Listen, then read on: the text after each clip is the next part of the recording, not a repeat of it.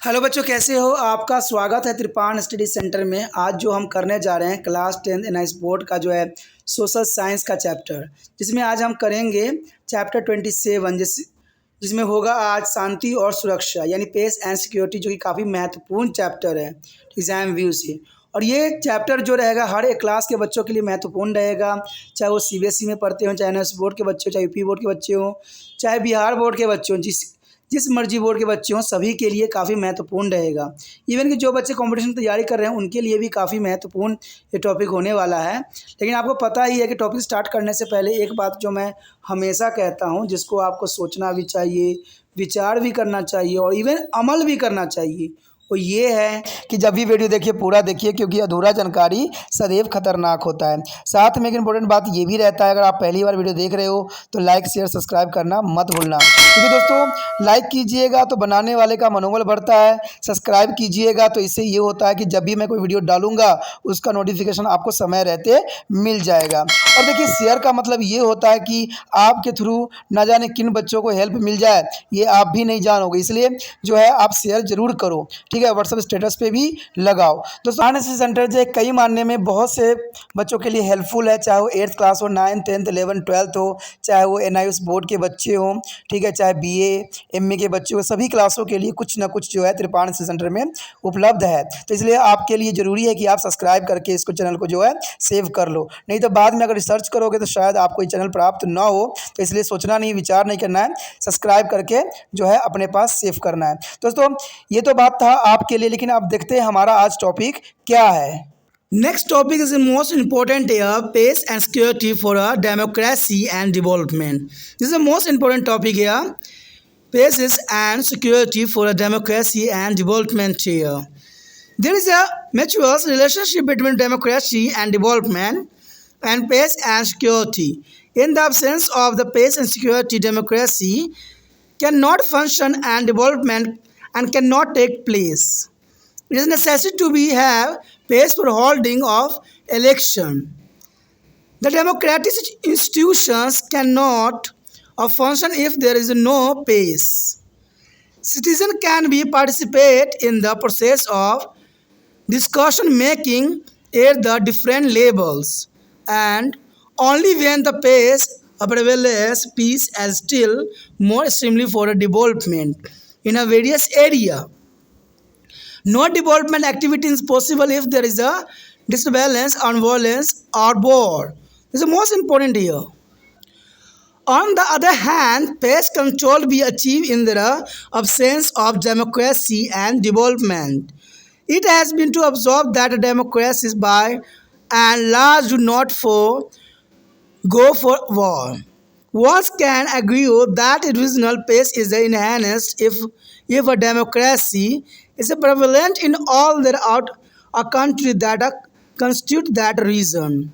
Democracy is also better peace for eliminating a condition that generate public justifications. It is so because democratic system provide equal opportunity to all citizens to the participate in the process of governance and discussion making. Development also is a promote peace. It is a thought development that a nation can ensure social and economical process for the people and improve their equality of life. This ensures that the people do not suffer from a sense of deprivations which lead them to be indulged in the protect and violence activities. When the development activities continue in all the countries of a region, every country ensures that peace is not disturbed, and otherwise development will suffer. Development inactive to the contribute to the stand peace and security and stability in their countries. This is important here.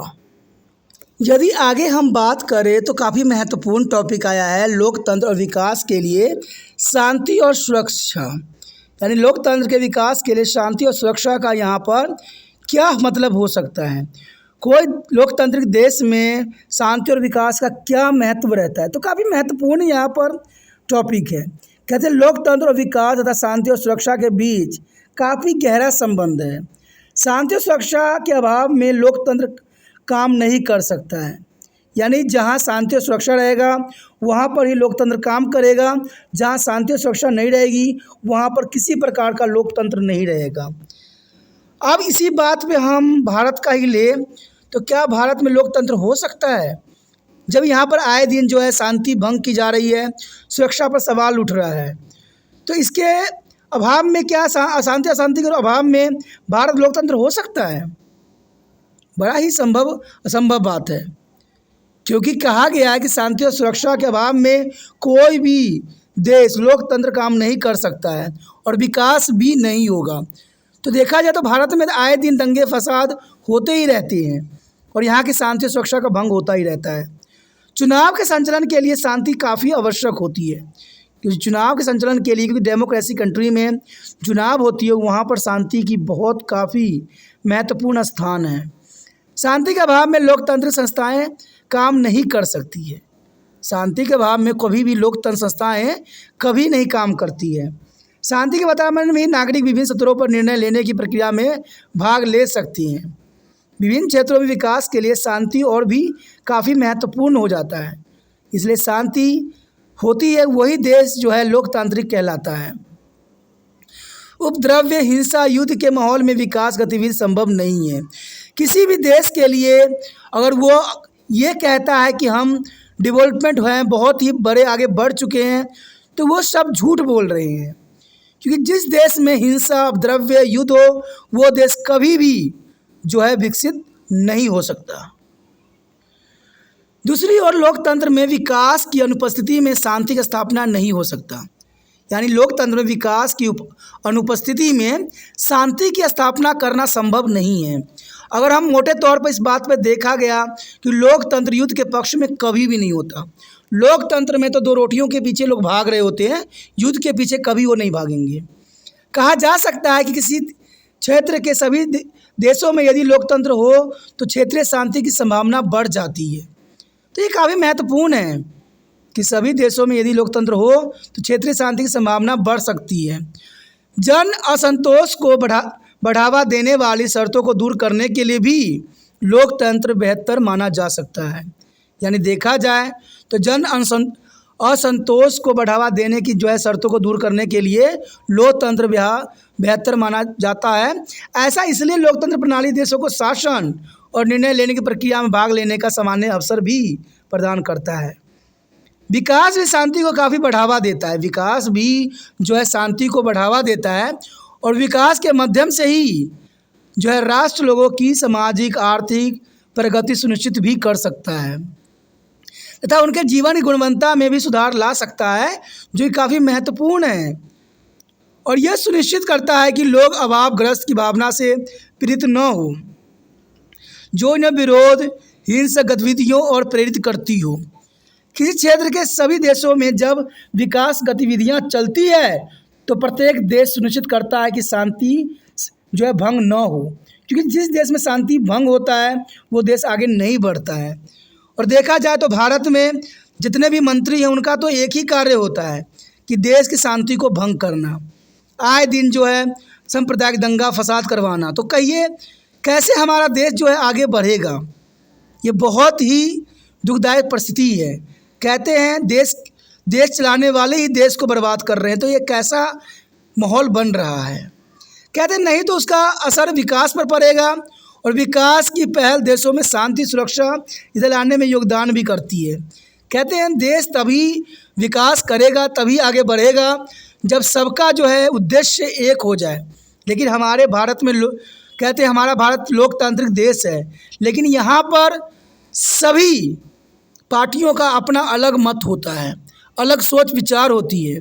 सबका एक ही मकसद होता है कि इनका जो है अपशासन कैसे बचे, इनका जो है कुर्सी कैसे बचे, इसके लिए वो हर संभव कोशिश करते हैं। शायद इन्होंने राजनीति का जो है पढ़ाई में यही पढ़ा है कि अपनी सीट बचाने के लिए अपनों को भी बलि दे दे, ऐसा इन्होंने शायद सोचा है।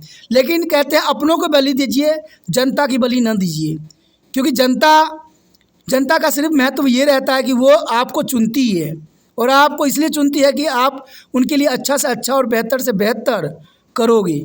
लेकिन उन्होंने कभी ये नहीं सोचा कि आप जब पद पे ग्रहण कर लो तो उनके से मुख ही मोड़ लो और उनके प्रति ही जो है दंगा फसाद करवा दो। तो ये सही नहीं है और सही कभी हो भी नहीं सकती है।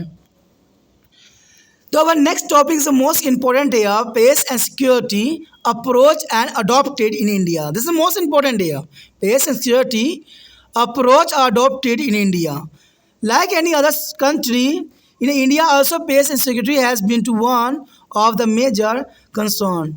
You also is a must be reading in the newspaper or getting informations through the radio, television about the external as well as internal threat to be peace and security in our country.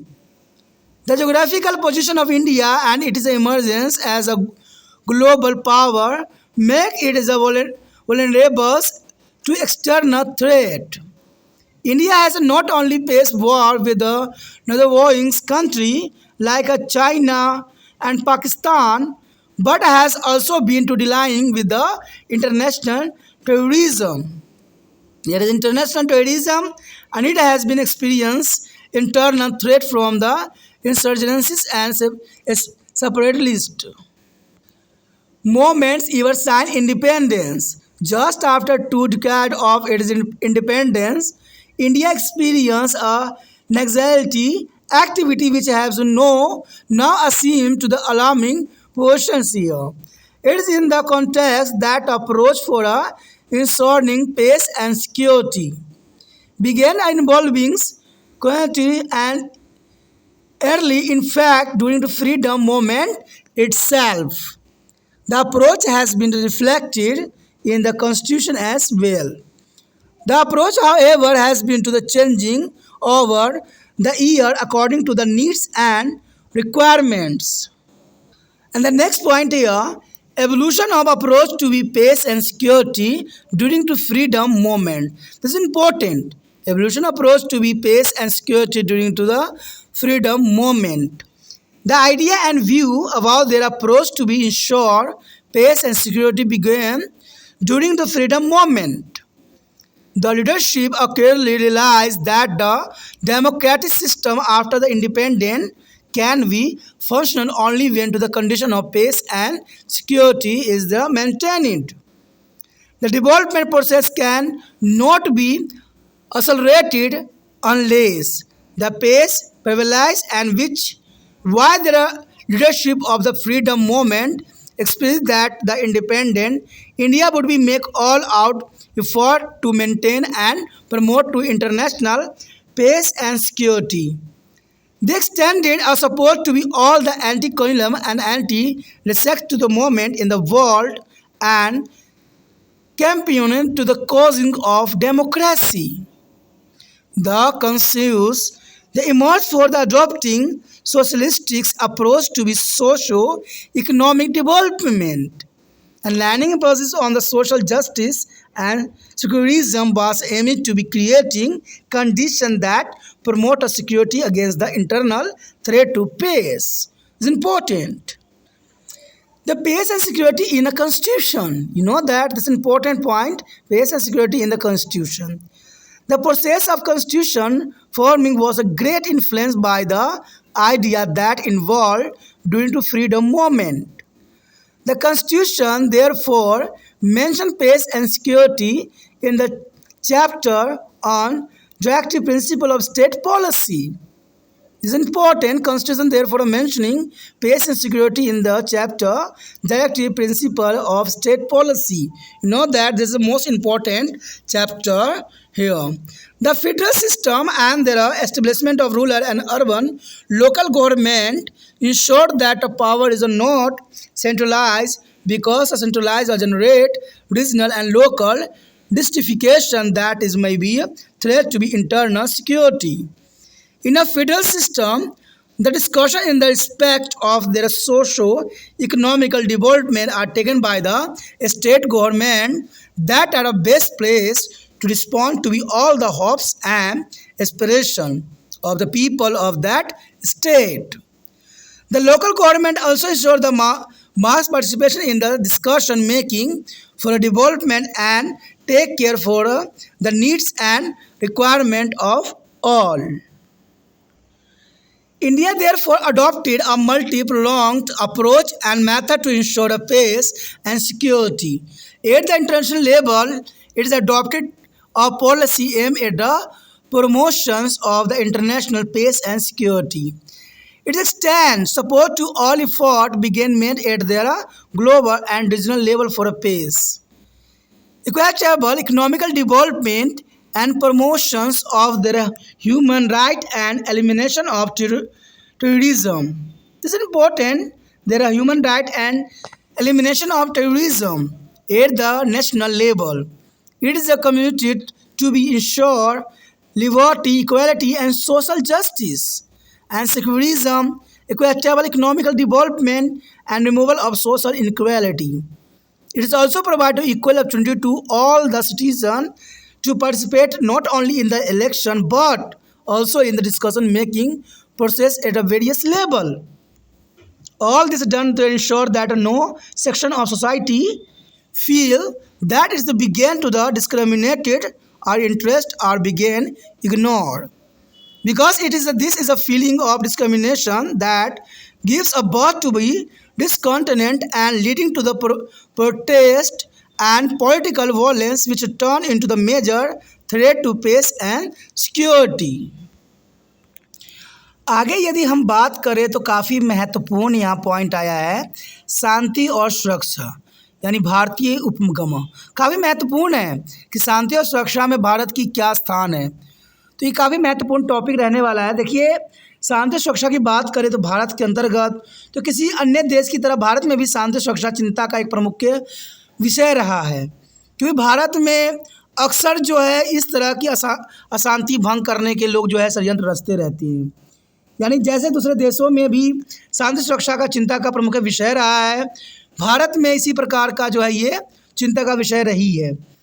अब अखबारों में पढ़ते ही होंगे, radio और television में जिससे जानकारी प्राप्त करते होंगे कि हमारे देश में शांति सुरक्षा के वह और आंतरिक खतरे का सामना करना पड़ रहा है, और भारत की भौगोलिक स्थिति तथा विश्व शक्ति के रूप में इसका उदय इसे बाहरी खतरों के प्रति जो है अति संवेदनशील बनाता है। तो देखा जाए, अगर आप ये बात सोचते होगे कि सारे मंत्री लोग यही बात करते हैं कि भारत में जो है हम डेवलपमेंट करेंगे, हम प्रगति करेंगे, हम सत्ता में आएंगे, तो लेकिन जब वो सत्ता में रहते हैं तो हमेशा आतंकवादी गतिविधियों के ही जो है पार्टिसिपेट करते रहते हैं। तो कैसे ये लोग कह देते हैं कि हम सुरक्षा की सुनिश्चित करेंगे? ये लोग तो पार्टी को एक दूसरे को नीचा दिखाने के लिए हर समय जो है सांप्रदायिक दंगा फसाद का ही सहारा लेती हैं। तो भारत की ये चिंता कब की है? चिंता तो इनकी अपनी सीट की होती है। देखिए दोस्तों, बात यहाँ पर सिर्फ इतना आता है, मैं राजनीतिक नेताओं को इसलिए कहता रहता हूँ कि ये लोग जो अपने भाषण में देश को जो है कहते हैं बहुत ऊपर ले जाने की बात करते हैं, लेकिन देखा जाए तो दूसरी तौर से दूसरे की सरकार गिराने के लिए ये हर समय सांप्रदायिक दंगा फसाद का ही सहारा लेते हैं। तो देखा जाए, करप्शन का मेन जड़ जो है पॉलिटिकल ही है, और पॉलिटिक्स में जब तक लोग समझेंगे नहीं अपनी विचारधारा बदलेंगे, तब तक भारत जो है विश्व में नंबर 1 नहीं हो सकता है।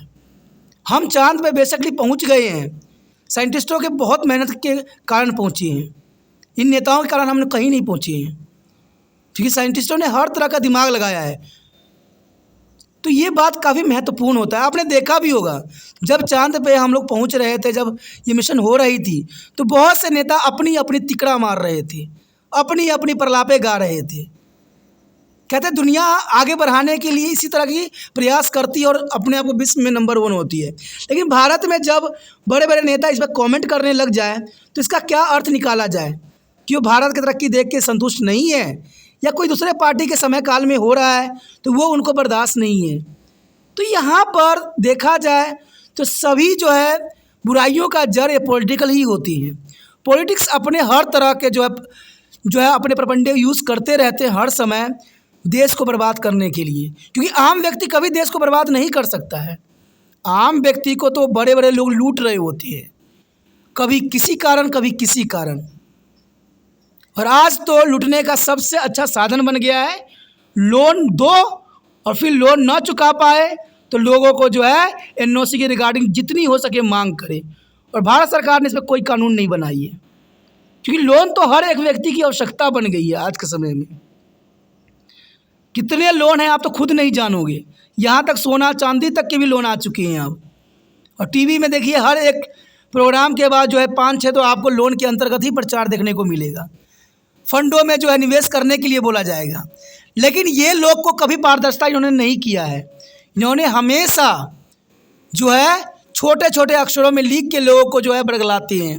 तो क्यों नहीं हाई कोर्ट सुप्रीम कोर्ट इस बात पे फैसला लेती है कि ऐसे नहीं लोगों को बेवकूफ़ बनाना चाहिए, इतने छोटे छोटे अक्षरों में नहीं लिखना चाहिए। आप कोई भी कस्टमर को साफ शब्दों में बता दो उसकी अच्छाई, उसकी बुराई, उसकी कहानी। बाद में उसी का जो है आप सहारा लेके किसी लोग को परेशान करते हो, तो ये देश कल्याण की बात नहीं हो सकती है। कहते हैं जब आम गरीब बंदे इन्हीं चीज़ों में फंसे हुए दुख दर्द में रहेंगे तो भारत कैसे आगे बढ़ेगा, कैसे देश तरक्की करेगा। तो कहते हैं सरकार की यहाँ पर बहुत ही गलतियाँ सामने आ रही है। सरकार पारदर्शिता बरतने के लिए नहीं कह रही है बड़े बड़े कंपनियों को, और सरकार भी जो है लोन सस्ती कर रही है, लोगों को सरकार बेवकूफ़ बनाती चली जा रही है। जब आप लोन के लिए लोगों को प्रोत्साहित करते हो, लोन में छूट देते हो, तो लोन में पारदर्शिता क्यों नहीं दिखाई जाती है। देखा जाए तो हमारे देश आज के समय में सबसे बड़ा खतरा जो है करप्शन की है। और ये करप्शन जो है बड़े बड़े लोग, बड़े बड़े सेठ, बड़े बड़े लोग ये करते हैं। आम गरीब कभी जो नहीं करता है इस प्रकार के करप्शन। और देखा जाए करप्शन में कहते सरकारी लोग ही लिप्त हैं। अगर प्राइवेट में जाओ, अगर आपको ये चीज़ यहाँ पर अच्छा नहीं लगा तो प्राइवेट में आप दूसरी जगह ले लोगे, लेकिन मुसीबत तो तब आती है जब सरकारी काम करवाने के लिए हमें सरकारी विभाग में ही जाना पड़ता है। तो लोग जितना मुंह खोलते हैं उतना देना पड़ता है, अगर नहीं दोगे तो काम बनेगा नहीं। तो सोचिए आज प्राइवेट सेक्टर में कोई घुसखोरी नहीं है, कोई तरह की प्रॉब्लम नहीं है। सबसे बड़ा करप्शन का कारण आज जो है गवर्नमेंट सेक्टर है। और सरकार इस बात पे कभी नहीं सोचेगी, कभी विचार नहीं करेगी। सिर्फ जो है हमेशा ये सीना ठोक के बोलेगी कि हम तो विकास कर रहे हैं, हमारा देश तो बहुत तरक्की पे चला गया है। लेकिन देखा जाए तो आम गरीब व्यक्ति सदैव रोते ही रहती हैं। तो इस तरह खतरा जो है हमारी आंतरिक है, और इन खतरों से जो है निपटना भारत सरकार की प्राथमिकता होनी चाहिए। भारत की भौगोलिक स्थिति और विश्व शक्ति के रूप में उसका उदय इसे बाहरी खतरों के प्रति अधिक संवेदनशील बनाता है। भारत को सिर्फ चीन, पाकिस्तान जैसे पड़ोसी देशों के साथ युद्ध ही नहीं लड़ना पड़ा है, बल्कि अंतर्राष्ट्रीय आतंकवाद से भी जूझना पड़ रहा है। भारत में देखा जाए तो आंतरिक रूप से बहुत सारे आतंकवादी हैं, और ये बड़े बड़े लोग होते हैं। कहते हैं बाहरी खतरे से तो आप सशक्त हो, कहते हैं हमें दूसरे से खतरे से हमेशा अभाव रहता है, लेकिन जब अपने ही जो है दुश्मन बन जाएं तो वो खतरा हम भाप नहीं पाते हैं। आज़ादी से ही भारत विद्रोह और अलगवादी आंदोलन में आंतरिक खतरों का सामना करता ही रहा है। और देखा जाए आज़ादी के समय भी हमें बाहरी खतरों से कोई डर नहीं था, लेकिन जो हमारे अपनों ने ही किया वो सबसे बड़ा दर्दनाक था। कहते हैं भारत का 2 टुकड़ा हुआ। क्या भारत का टुकड़ा करने वाले कोई और थे कि वो भारत के ही नागरिक थे? लेकिन उनको तो अपनी सत्ता चाहिए था। इसलिए हमें बाहरी खतरों से कोई डर नहीं है, हमें तो अपनों से डर है।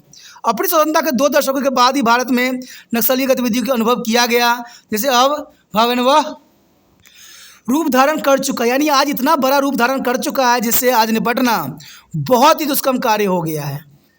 और इस संदर्भ में शांति सुरक्षा सुनिश्चित करने का उपक्रम काफ़ी पहले से ही और वास्तव में स्वतंत्रता आंदोलन से ही शुरू हो गया था। संविधान में भी उपक्रम देखा जा सकता है, हालांकि जरूरत और आवश्यकता के अनुरूप इन उपक्रमों को जो है कालांतर में परिवर्तन होते ही रहते हैं। कहते हैं दोस्तों, मैं हमेशा कहता हूँ हमें बाहरी खतरों का कोई डर नहीं, क्योंकि हम उनसे जो है अलर्ट रहते हैं, लेकिन जो हमारे आंतरिक खतरे होते हैं उससे हम अलर्ट नहीं रहते हैं। तो सबसे बड़ा दुश्मन जो है हमारे अपने ही होते हैं, जो अपने कुर्सी बचाने के लिए, अपने अस्तित्व बचाने के लिए दूसरे व्यक्तियों को छोड़ते तक नहीं है। स्वतंत्रता आंदोलन के दौरान ही शांति और सुरक्षा सुनिश्चित करने के ओबामा के विचार और दृष्टिकोण की शुरुआत हुई। नेतृत्व ने अनुभव किया स्वतंत्रता के उपरांत लोकतांत्रिक व्यवस्था की शर्तों को पूरा किया जाए, शांति कायम रखते हुए ही विकास प्रक्रिया को गति दी जा सकती है। और इसलिए स्वाधीनता आंदोलन के नेतृत्व ने विचार व्यक्त किया कि स्वतंत्रता भारत अंतर्राष्ट्रीय शांति सुरक्षा को कायम रखने अथवा बढ़ावा देने के लिए एक एड़ी चोटी का जोर लगा दिया गया, जो कि काफ़ी महत्वपूर्ण था। उन्होंने विश्व में उपनिवेशवाद विरोधी तथा जाति भेद विरोधी सभी आंदोलनों का जो है खुलकर समर्थन किया तथा लोकतंत्र को काफ़ी बढ़ावा भी दिया। उन्होंने इस विश्व में उपनिवेशवाद विरोधी और जाति भेद विरोधी भी सभी आंदोलन कर खुलकर समर्थन किया गया तथा लोकतंत्र को बढ़ावा भी दिया गया। कहते हैं सामाजिक न्याय तथा पंथ निरपेक्षता पर बल देते हुए सामाजिक आर्थिक विकास के लिए जो है समाजवाद उपगमा अपनाने पर ही हुए आम सहमति का लक्ष्य ऐसी शर्तें तैयार करना था जो शांति के लिए आंतरिक खतरे के विरुद्ध सुरक्षा को बढ़ावा दी, जो कि काफ़ी महत्वपूर्ण भी था। उसके पश्चात हमारे समक्ष है संविधान में शांति और सुरक्षा। संविधान निर्माण की प्रक्रिया काफ़ी हद तक स्वतंत्रता संग्राम के दौरान विकसित विचारों से प्रभावित है। संविधान में राज्य के जो है नीति निर्देश तत्व अध्याय में शांति सुरक्षा की चर्चा भी बखूबी की गई है और संघीय व्यवस्था तथा ग्रामीण और शहरी स्थानीय सरकारों की स्थापना ने यह सुनिश्चित कर दिया है कि शक्ति का केंद्रीकरण न हो। शक्ति का केंद्रीकरण करना बहुत ही दुखद परिस्थिति पैदा कर सकती है, क्योंकि केंद्रीकरण क्षेत्रीय और स्थानीय असंतोष को भी जन्म देती है, जो आंतरिक सुरक्षा के लिए सबसे बड़ा खतरा हो सकता है।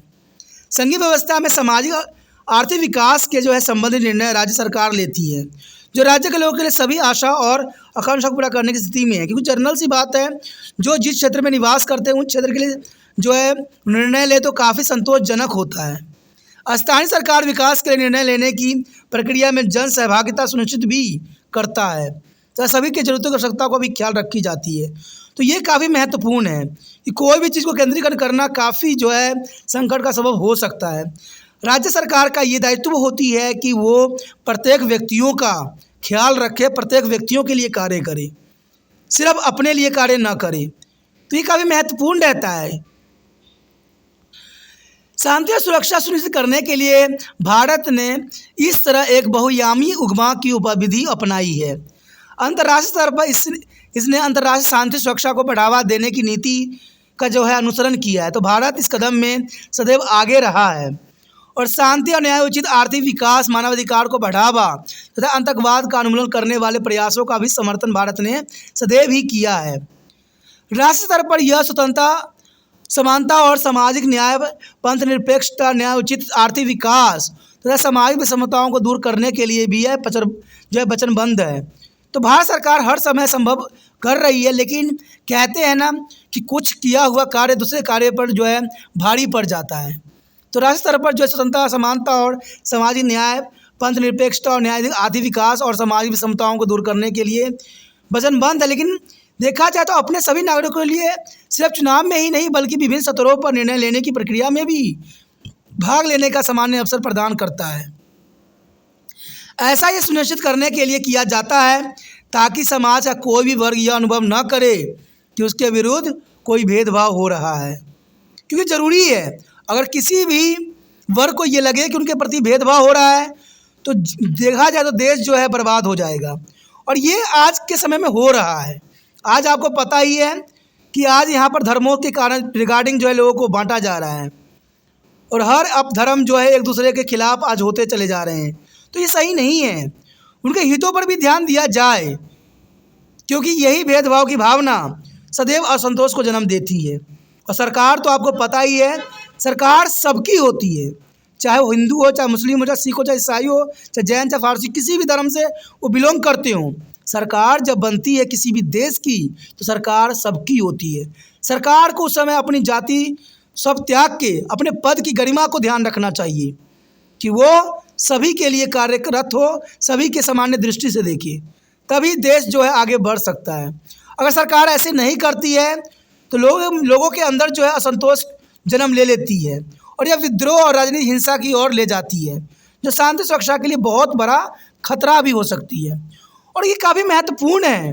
मेरा तो सदैव एक ही विचार रहा है कि जब आपको ऊंचा पद प्राप्त हो तो आपको जो है कभी भी निजी फैसला नहीं लेना चाहिए। उस समय हमेशा सार्वजनिक फैसले पर ही गौर करना चाहिए और आपके लिए प्रत्येक व्यक्ति एक सामान्य होना चाहिए, तभी जो देश जो है आगे बढ़ सकता है और इस प्रकार के जो है शांति सुरक्षा का जो है वकालत की जा सकती है। तो ये काफ़ी महत्वपूर्ण चैप्टर था हमारे लिए और आप लोगों के लिए। ठीक है, इसी के साथ हमारा टॉपिक ये ख़त्म हो जाता है। आगे का टॉपिक और भी महत्वपूर्ण है, तो आप बने रहे तिरपान स्टडी सेंटर के साथ और जितना हो सके लाइक शेयर सब्सक्राइब जरूर कीजिए।